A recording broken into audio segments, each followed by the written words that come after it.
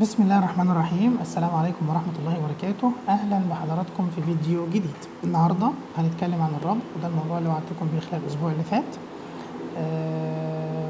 فنبدأ بسم الله. الربو بشكل عام هو مرض مزمن، عبارة عن التهاب في مجرى الهواء. يعني بيحصل انتفاخ وإفراز بلغم كتير جدا في مجرى الهواء، بالتالي بيضيق مجرى الهواء بشكل ملحوظ، وبيصحبها كحة شديدة وصفير، وبيسمع للتنفس صوت صفير مميز. سبب الربو، الحقيقة سبب الربو غير معروف إلى الآن، لكن في نظريات كتير بتفسر المرض. واحد من النظريات دي الجهاز المناعي، نشاط الجهاز المناعي أو استجابة الجهاز المناعي الأعلى من الطبيعي، أو الحساسية المفرطة للجهاز المناعي تجاه العوالق التي تدخل إلى مجرى الهواء عن طريق التنفس، فبالتالي بتسبب أعراض الربو. الحاجة التانية اللي بتفسر المشكلة دي أو اللي ممكن تفسر مرض الربو هي العوامل الجينية، خصوصا الجينات اللي بتتحكم في استجابة الجهاز المناعي. تالت حاجة العوامل البيئية اللي ممكن يتعرض لها الشخص منذ الصغر، ممكن يكون لها تأثير مباشر على الإصابة بالمرض أو إثارة الأعراض، زي الدخان، زي الطقس البارد، زي تلوث الهواء واستنشاق العوادم والغبار، زي الغبار الكيميائي، أحيانا في بعض المهن زي النجارة، زي النقاشة، وأحيانا في الناس اللي بتشتغل في حلج الأقطان والصوف، وأيضا داخل البيوت. ممكن العوامل دي تكون داخل البيوت، زي مثلا تربية الحيوانات خصوصا ذات الفراء، استعمال المكانس الكهربائية الغير مزودة بفلتر الهواء، واستعمال المكانس العادية، وبعض الحشرات زي الصراصير، وده مثال مشهور جدا. والحقيقة الكلام، أنا سئلت على الصفحة عن إذا كان واحد بيسألني سؤال بيقول إنه كان ساكن في بيت، الحقيقة بيت يعني مش نظيف قوي، وهو مريض ربو، وكان طول ما هو قاعد في البيت ده هو مغترب، فطول ما هو قاعد في البيت ده أو في الغرفة دي أعراض الربو بتزيد بشكل مستمر عنده. مجرد ما بيغادروا ويروح يبات عند حد صاحبه أو صديقه الأعراض بتختفي تماما. فالبيت كان مليان صراصير، أو في انفستيشن، يعني صراصير موجودة بكثرة في البيت، وفضلات الصراصير موجودة في كل مكان في الغرفة، فكانت بتثير عنده مرض الربو، فبيضطر يستعمل البخاخ أكتر من اللزوم أو من المعتاد. ففضلات الحشرات أو وجود الحشرات ممكن يثير الربو، خصوصا الصراصير ووجود فضلاتها في البيت. في بعض الحالات المرضية اللي ليها علاقة بالربو اللي ممكن تهيجه أو ممكن تزوده زي أمراض الحساسية، إن يكون المريض عنده مرض من مرض الحساسية زي الإكزيما مثلا، أو غيره من الأمراض الحساسية زي الصدفية أو خلافه، أو إن المريض يكون عنده حساسية من الطعام، أو حساسية من أدوية معينة، أو من حبوب اللقاح. الحاجات دي ممكن تحفز وتعبئ الجهاز المناعي علشان يصدر استجابته المفرطة الحساسية. السمنة أحيانا بيكون لها علاقة في إثارة مرض الربو. كمان في عوامل تانية بتأثر، منها العرق، يعني أصحاب البشرة السمراء هم أكثر عرضة للإصابة بمرض الربو من غيرهم من أصحاب البشرات الأخرى. كمان النساء أكثر من الرجال، والأولاد أكثر من البنات. كمان حاجة مهمة لازم نلفت نظر حضراتكم ليها، إن الناس اللي بتعيش في مستوى معيشي منخفض هم أكثر عرضة للإصابة بمرض الربو من غيرهم الذين يعيشون في مستويات معيشية أعلى. طيب، نتكلم عن أعراض الربو. إيه هي أعراض الربو؟ أعراض الربو زيها بتتشابه كتير مع بعض الأمراض الأخرى، منها الكحة، منها آلام الصدر المصاحبة للكحة، منها الشعور بضيق الصدر، أو المريض يقول إن صدري طابق عليا أو مكتوم، منها أيضا الصفير والأزيز المميز لمرض الربو.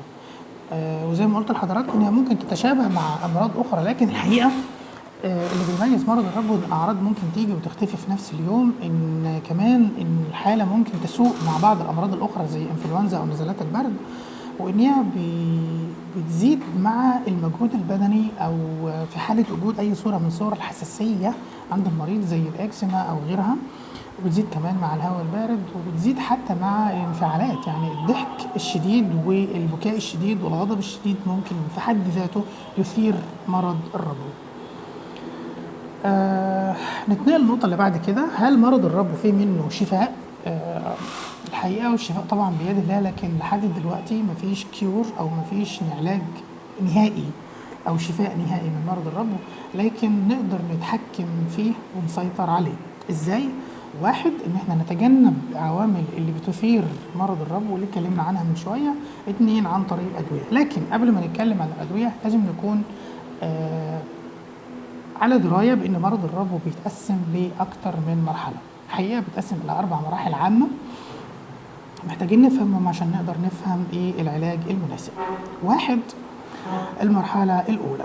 المرحلة الأولى بتبقى أعراضها بسيطة جدا، وأعراض الربو ممكن تيجي بالنهار، تيجي مرتين في الأسبوع، أو إنها تيجي في الشهر كله مرتين بالليل، يعني تصحي المريض بالليل. يبقى دي أول مرحلة، إن الأعراض بتيجي بس مرتين خلال النهار في الأسبوع، أو إنها تيجي مرتين بالليل خلال الشهر كله. طب إيه العلاج؟ العلاج بيبقى عبارة عن بخاخ موسع للشعب لكن قصير المدى، وبيتاخد وقت اللزوم، وأشهر مثال ليه هو الفينتولين أو السلبوتامول. الأعراض ممكن تزيد شوية، فبيتنقل المريض للمرحلة الثانية. المرحلة الثانية إن يجي المريض بأعراض تزيد عن مرتين في الأسبوع، أكتر من مرتين في الأسبوع خلال النهار، وفي الشهر كله من 3 ل 4 مرات خلال الليل. تاني، المرحلة الثانية إنها تيجي مرتين، أكتر من مرتين في الأسبوع، ودي أكتر من المرحلة الأولى اللي بتيجي مرتين، لكن في المرحلة الثانية أكتر من مرتين خلال النهار في الأسبوع، وفي اليوم نفسه مش أقل من مرة، يعني مرة 2 أو 3 مرات خلال اليوم، أو إنها تيجي من 3 ل 4 ليالي، إنها تصحي المريض من النوم خلال الليل من 3 ل 4 مرات في الشهر كله. العلاج عبارة عن نفس البخاخ اللي أخدناه في المرحلة الأولانية، اللي هو موسع الشعب قصير المدى زي الفينتولين، وبنزود عليه بخاخ كورتيزون، لكن بندي جرعة قليلة من الكورتيزون. بعد كده الأعراض ممكن تزيد شوية، فبيتنقل المريض للمرحلة الثالثة. تيجي الأعراض مرة باليوم، وكل يوم، وأكتر من ليلة في الأسبوع، لكن مش كل ليلة. تاني، تيجي أكتر من مرة في اليوم، وتيجي كل يوم، وتيجي أكتر من ليلة في الأسبوع، لكن مش كل ليلة. المرة اللي فاتت كنا بنتكلم عن عدد المرات اللي بتيجي فيها بالليل في خلال الشهر في المرحلة الأولانية والتانية، لكن في المرحلة الثالثة عدد المرات اللي بتيجي فيها بالليل خلال الأسبوع، إن هي بتيجي أكتر من مرتين وكل يوم، وأكتر من مرة في اليوم في الأسبوع خلال النهار، وتيجي أو إنها تيجي أكتر من ليلة في الأسبوع، لكن مش كل ليلة، مش ال7 ليالي بتوع الأسبوع. طيب العلاج، بندي بخاخ موسع الشعب الهوائية قصير المدى زي الفينتولين، وبنضاعف جرعة الكورتيزون، وبندي معاهم كمان بخاخ موسع الشعب طويل المدى. طيب الأعراض ممكن تزيد، فيتنقل المريض بعد كده للمرحلة الرابعة، إن الأعراض بقت تيجي كل يوم وخلال النهار، وكل يوم أكتر من مرة، وإن هي بتيجي كل ليلة، أو إنها تيجي كل ليلة خلال الأسبوع 7 ليالي في الأسبوع. تاني، المرحلة الرابعة إنها تيجي كل يوم بالنهار، وأكتر من مرة خلال اليوم خلال الأسبوع، يعني 7 أيام في الأسبوع خلال النهار، أو إنها تيجي 7 ليالي في الأسبوع خلال الأسبوع.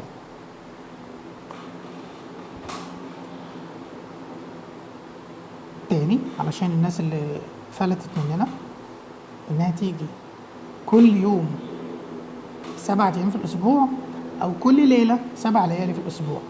في الحالة دي بندي كل الأدوية اللي فاتت، وبنضيف عليهم كمان الكورتيزون عن طريق الفم اللي هو الحبوب أو الشراب. طيب ده ممكن، المراحل دي هتفيدنا جدا جدا جدا في تشخيص المريض هو في أي مرحلة وإيه العلاج المناسب ليه. علشان كده استشارة الطبيب بشكل منتظم لما يكون عند حضرتك مرض الربو مهمة جدا جدا جدا، لأنها تحدد أنت في أي مرحلة وإيه العلاج المناسب لحضرتك. طبعا المريض بيتحرك صعودا وهبوطا في المراحل دي، أما الأعراض تتحسن فممكن نشيل منه حاجة فننزله لمرحلة أقل، أو الأعراض تزيد فإحنا ممكن نزود له حاجة لأنه بيتنقل لمرحلة أعلى. طيب إمتى المريض يروح الطوارئ؟ المريض بيروح الطوارئ في الحالات الآتية. ان الاعراض تكون شديده جدا جدا جدا لدرجه انه مش قادر يتنفس بشكل طبيعي، او انه مش قادر يتكلم بشكل طبيعي، انه ما يقدرش يكمل الجمله على بعضها، او ان المريض نفسه بدأ يحس بالإعياء الشديد، وبدأ ضربات قلبه ومعدل تنفسه يزيد، بدأت الأطراف تتحول إلى اللون الأزرق، وبدأ المريض في الحالات الشديدة إنه يفقد وعيه تدريجيا، أو إنه يفقد وعيه تماما ويدخل في غيبوبة. في الحالة دي يجب أخذ المريض إلى الطوارئ فورا. طب إيه اللي ممكن نعمله علشان نقلل من الإصابة بمرض الربو، أو نقلل حتى من عدد مرات أو عدد الهجمات اللي ممكن تيجي؟ الحقيقة الموضوع كله تحفظي بشكل عام. يعني أول وأهم نقطة إن إحنا نمتنع تماما عن التدخين، وإن حضرتك لا تجالس المدخنين أثناء قيامهم بالتدخين.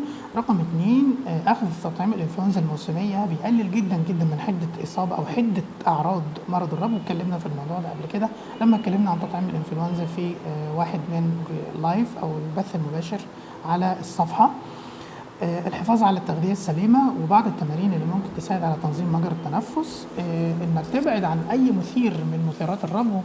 متابعة الطبيب بشكل منتظم مهمة جدا لتحديد انت في اي مرحلة وايه العلاج المناسب ليك عشان نمنع تطور او ان الحالة تسوء. حضرتك لو الدواء بتاعك خلص يفضل ما تصرفوش الا لما ترجع للطبيب تاني من جديد، وان حضرتك ما تاخدش اي دواء مصروف لاي مريض تاني، لان ما يناسب الاخرين قد لا يناسبك اصلا. طيب اخر حاجه هنتكلم عليها علشان انا عارف ان انا طولت على حضراتكم، حاجه اسمها الرعب الحراري او البرونكيال ثيرموبلاستي. يعني ايه الكلام ده؟ بعض المرضى مع كل الادويه ومع كل طرق العلاج دي مفيش اي استجابه، فبنضطر نلجا لحاجه اسمها الثيرموبلاستي. وطبعا ده فعلى بعد سنين طويله من العلاج بتيجي العضلات اللي بتوسع اللي بتتحكم في اتساع وضيق الشعب الهوائيه، بيحصل فيها سماكه في جدران العضلات دي، فبالتالي بتبقى استجابتها قليله جدا. فبضطر ان انا ادخل عن طريق منظار وان انا اتعامل مع العضلات دي. المريض بيجي المستشفى، بيتم عمل مقياس لوظائف الرئه وتحديد قيمتها. بعد كده المريض بياخد كورتيزون علشان نقلل من رد فعل الجهاز التنفسي ورد فعل الجهاز المناعي لما ندخل بالمنظار. بعد كده ان انا بدخل بالمنظار بخدر المريض بشكل تام، تخدير عام، المريض نايم. بدخل بالمنظار وبدخل في مناطق مختلفة من الرئة وبستكشف المشكلة وبشوف العضلات اللي جدرانها سميكة، وبضطر ان انا اسلط عليها بعض الحرارة. وبس يعني توضيح لمفهوم الحرارة، ان الحرارة اللي بتسلط على العضلات بتبقى اقل من حرارة كوب الشاي الدافئ. عشان الناس ممكن تفهم الحرارة، انا لا بحرق ولا بكوي العضلات ولا بكوي الشعب الهوائية. الموضوع كله ان انا بسلط عليها جزء من الحرارة اقل من كوب الشاي الدافئ، حرارة كوب الشاي الدافئ. فده بيساعد على ان جدران العضلات السميكه اللي تخنت، الجدران اللي تخنت مع الوقت، ان هي بتقل في السمك، تبقى رقيقه، فاستجابتها بتبقى اسهل للعلاج. بعد كده طبعا المريض بيتعرض من جلسه ل3 جلسات، ما بين كل جلسه والثانيه 3 أسابيع. الجلسه مدتها اقل من ساعه او ساعه. بعد كده بيخرج المريض وبيرتاح من 3 ل4 ساعات. بعد كده بعمله تاني مقياس لوظائف الرئه علشان اقارن ما بين وظائف الرئه قبل وبعد العمليه. التقييم النهائي بيكون بعد 6 أسابيع من آخر جلسة. وبكده نكون وصلنا لنهاية الفيديو، وأنا آسف جدا على الإطالة. ما كنتش أتمنى إنه يزيد عن 10 دقايق بكتير خالص، لكن الحقيقة الموضوع طويل وأقل يعني وأكبر من إنه يتلم في الوقت ده. تمنيات لحضراتكم بدوام الصحة والعافية ودمتم بخير، وتحياتي دكتور أسامة السباعي. احنا في انتظار استفسار حضراتكم على صفحتنا على الفيسبوك وعلى قناتنا على اليوتيوب. والسلام عليكم ورحمة الله وبركاته.